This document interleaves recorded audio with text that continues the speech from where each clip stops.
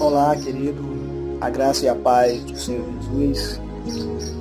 Vamos aqui para mais um momento nosso de reflexão da palavra do Senhor, nosso momento R10, nossa reflexão dentro de 10 minutos. Hoje eu quero trazer aqui uma palavra e ler um texto, apenas um versículo que se encontra no livro de Hebreus, capítulo 9, versículo 22, que diz assim: de fato, conforme a lei, quase todas as coisas são purificadas com sangue, e sem derramamento de sangue não pode haver absolvição. Veja, querido, eu quero iniciar aqui dizendo que a nação de Israel, o povo escolhido pelo Senhor para trazer a lei e para trazer também ao mundo aquele que seria e é o nosso Salvador, ele era um povo duro, de dura servil, um povo pecador como nós. Mas uma coisa eu admiro no povo hebreu, era e é o seu zelo pela lei, pelas coisas de Deus. O texto que fala de purificação, de expiação pelo sangue. Quase todas as coisas eram, pela lei, purificadas com sangue, com algumas exceções, como, por exemplo, a água da separação. Em nenhuma das cerimônias judaicas, os pecados eram removidos sem derramamento de sangue.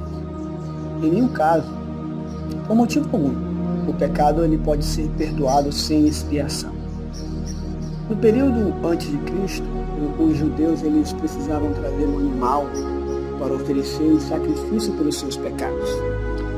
E o sangue daquele animal derramado apenas cobria pecados, porque era impossível que o sangue de touros, de bodes, retirasse o pecado do povo.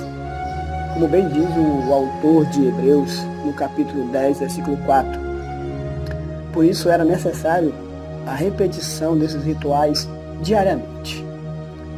Porém, Deus, na sua infinita misericórdia, ele propiciou o sacrifício perfeito, oferecido e aceito uma vez por todas, não para cobrir os pecados, mas para tirar, remover definitivamente todos os pecados daqueles que crescem nesse sacrifício, a saber, Jesus Cristo, o Cordeiro de Deus.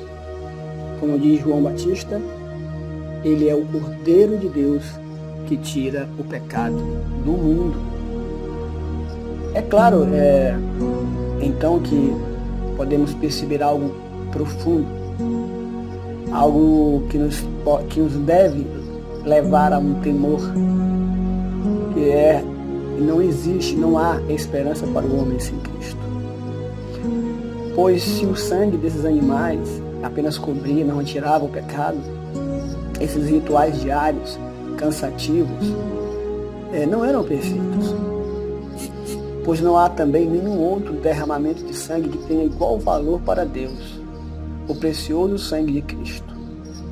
Partindo desse entendimento, também não há nenhum outro homem perfeito, sem pecado, que viveu ou que vive sobre a terra, que possa ser aceito como sacrifício.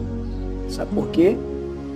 Porque a palavra de Deus diz que todos pecaram e destituídos estão da glória de Deus. Paulo diz isso em Romanos capítulo 3, versículo 23. Todos, sem exceção, pecaram. Todos que vivem sobre essa terra, neste mundo, estão em pecado, nascem em pecado, estão afastados da glória de Deus. Assim, as perguntas que tenho que fazer para mim mesmo são: estou crendo em Jesus Cristo, o Cordeiro de Deus? O sangue de sua expiação realmente se aplica à minha alma? Deixe-me aqui reforçar o que venho argumentando. A morte era o castigo do pecado. Na verdade, ela é o castigo do pecado.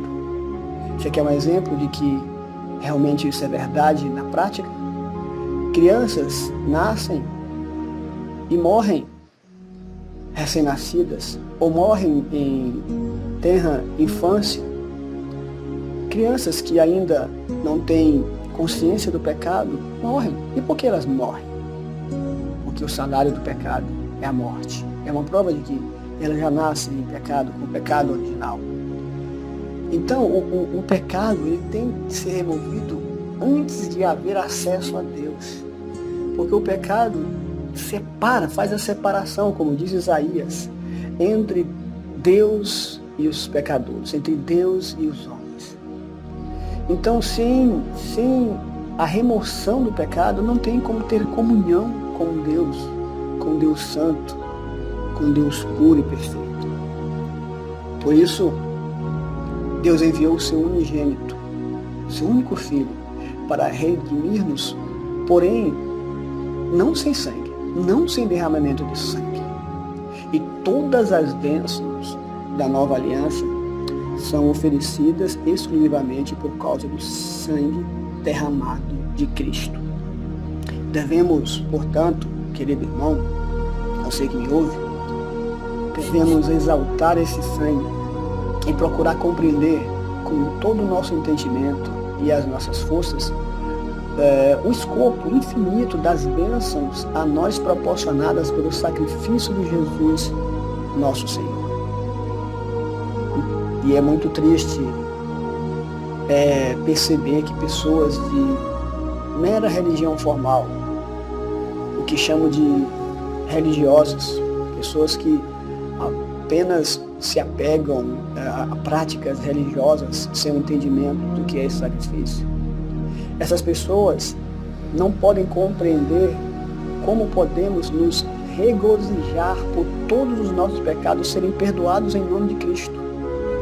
E mais triste ainda é saber que suas cerimônias, suas orações, seus trabalhos não lhe dão conforto. São apenas trabalhos. Não lhe dão o conforto necessário. E fica ainda pior quando entendemos que, agindo assim, elas estão negligenciando a única grande salvação, pois estão se esforçando para obter remissão sem sangue. E sem sangue não pode haver remissão de pecados. Por fim, o que temos que compreender é que a única forma que o homem pecador tinha para voltar a ter comunhão com Deus era satisfazendo a sua justiça divina. Porém, essa justiça exigia a punição do pecado. E o sacrifício exigido era de alto valor, puro, sem pecado. Assim, o que podemos perceber é que o homem ficara sem saída, pois tal justiça era impossível para ele cumprir. Ora, porque ele era pecador, porque o homem é pecador, como dissemos anteriormente, porque o homem nasce em pecado, ele não é puro. Então, torna-se impossível para ele cumprir essa exigência do Senhor. Todavia, o que é para um homem impossível, para Deus é possível, porque não há nada impossível para Deus. A justiça de Deus seria e foi cumprida em Cristo Jesus. A morte do Cordeiro de Deus nos justificou diante do Pai. Assim é que hoje podemos nos alegrar, nos regozijar pela remissão de todos os nossos pecados, a justiça de Deus cumprida em Cristo Jesus. Por isso que Paulo, quando escreve aos Efésios, ele diz que a salvação ela é um dom gratuito de Deus. Porque é por Cristo o único caminho, o único nome pelo qual nós podemos ser salvos. O seu sacrifício foi perfeito, uma vez por todas. E todo aquele que crê nesse sacrifício, crê em Cristo Jesus e o recebe como Senhor e Salvador, recebe também a salvação eterna. Termino essa mensagem com as palavras do príncipe dos pregadores, Charles Spurgeon.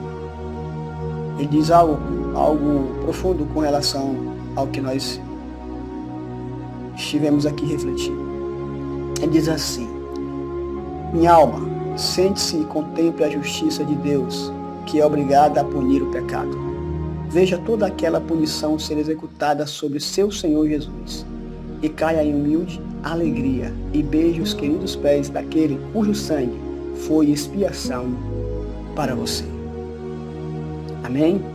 Que Deus nos abençoe e que possamos aplicar esta palavra ao nosso coração, à nossa vida. E até uma próxima oportunidade.